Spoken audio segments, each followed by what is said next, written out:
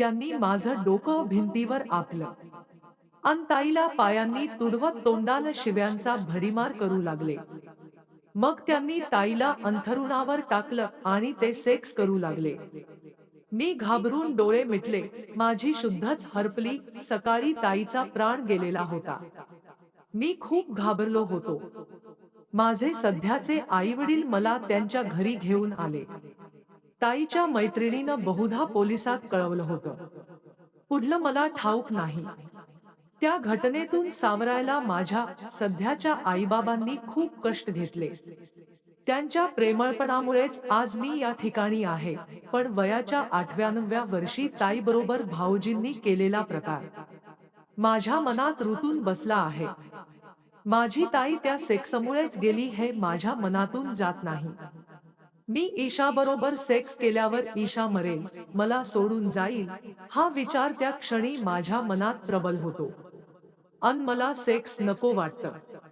ईशाच्या जागी मला ताईचं प्रेत दिसतं. अन मी तिथून बाजूला होतो. हे सगळं आपोआप होतं. माझा स्वतःवर त्यावेळी ताबा राहत नाही. राजा एका दमात सर्व बोलून गेला. आता तो बऱ्यापैकी रिलॅक्स होता. डॉक्टरांच्या लक्षात सर्व प्रकार आला. राजाला फक्त आता थोड्या समुपदेशनाची गरज होती. त्याच्या मनातली ती भीती दूर व्हायला हवी की मग सगळं व्यवस्थित होईल. त्यांनी राजाला पुन्हा 2 दिवसांनी यायला सांगितलं. तेवढ्यात त्यांनी राजाच्या आईवडिलांचीही भेट घेतली. राजाच्या बहिणीचे पोस्टमार्टम रिपोर्ट्स त्यांच्याकडे होते. राजाच्या बहिणीचा मृत्यू अमानुष मारहाणीमुळे झाल्याचं त्यात स्पष्ट लिहिलं होतं. राजाचा मेव्हणा पत्नीच्या खुनाच्या आरोपाखाली तुरुंगात होता. आता ईशा व राजाच्या आईवडिलांनाही सर्व स्थिती स्पष्ट झाली होती.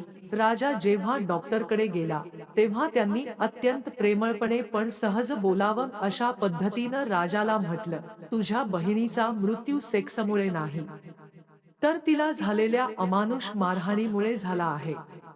तुझे भावोजी ताईला खूपदा मारझोड करायचे. ते तू बघितलं होतंस. पण लहान वयात तिच्यावर झालेला लैंगिक अत्याचार तू बघितलास. अन त्यानंतर तिचं प्रेतही बघितलंस. तुझ्या कोवळ्या मनावर तो फार मोठा आघात होता. सेक्समुळेच ताई मरण पावली असं तुझ्या मेंदूत रुतून बसलं. ते तुझ्या तारुण्यातही तू विसरू शकला नाहीस. म्हणून तुझं वैवाहिक आयुष्य असं अयशस्वी झालं. काउन्सिलरनं राजाला ती फाईल दाखवली. ताईच्या मृत्यूचा सेक्सशी काहीच संबंध नव्हता. हे तू डोक्यातून काढून टाक. शारीरिक दृष्ट्या तू सेक्ससाठी पूर्णपणे सक्षम आहेस. आता शांतपणे विचार कर. आपली मानसिक स्थिती बदलण्यासाठी तुलाच प्रयत्न करावे लागतील. मन व चित्त स्थिर होण्यासाठी गोळ्यांचा एक छोटासा कोर्स डॉक्टर लिहून देतील.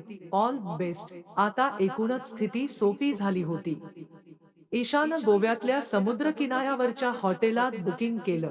तिला राजाला जुन्या वातावरणातून बाहेर काढायचं होतं. राजा कधीच ईशाचं म्हणणं टाळत नव्हता. तो आनंदानं कबूल झाला. संध्याकाळी समुद्रकिनारी मनसोक्त भटकंती झाली.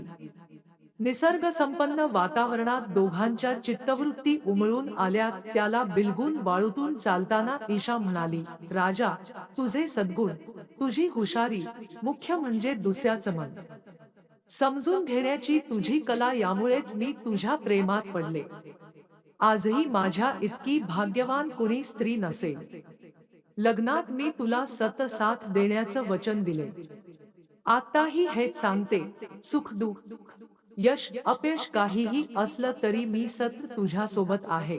राजानं आवेगानं तिला मिठीत घेतलं. रात्री खोलीत आल्यावर झोपण्याच्या वेळी ईशा म्हणाली, आपलं दोघांचं एकमेकांवर प्रेम आहे ना? मग तू घाबरू नकोस. तुझ्या सोबत असताना मला काहीही होणार नाही. तू अगदी मोकळ्या मनानं होऊन मला जवळ घे. माझी इच्छा पूर्ण कर. माझ्यासाठी तू एवढं करच. ती परोपरीनं त्याचा उत्साह वाढवत होती. त्याला धीर देत होती. 7 रात्री निघून गेल्या. राजाला आता कसलीही धास्ती नव्हती. त्याला आत्मविश्वास वाटत होता. आता त्याला ताईचं प्रेत आठवत नव्हतं. तो खुशीत होता, रिलॅक्स होता. ईशानं काउन्सिलर व राजाच्या आईला फोन करून सांगितलं, आम्ही यशस्वी झालो. पहिल्या सेक्सच्या वेळी राजा थोडा नर्व्हस होता, पण मग तो सावरला.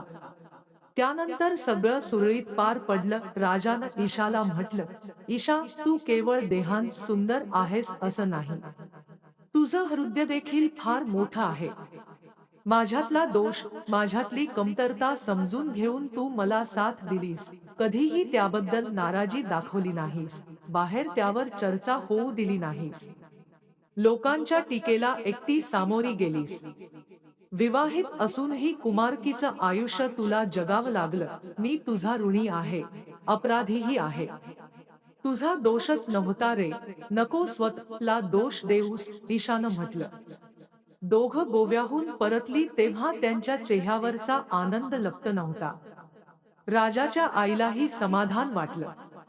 2च महिन्यात ईशानं बातमी दिली की ती आई होणार आहे. तुझा दोषच नव्हता रे. नको स्वतःला दोष देऊस, ईशानं म्हटलं. दोघं गोव्याहून परतली तेव्हा त्यांच्या चेहऱ्यावरचा आनंद लपत नव्हता.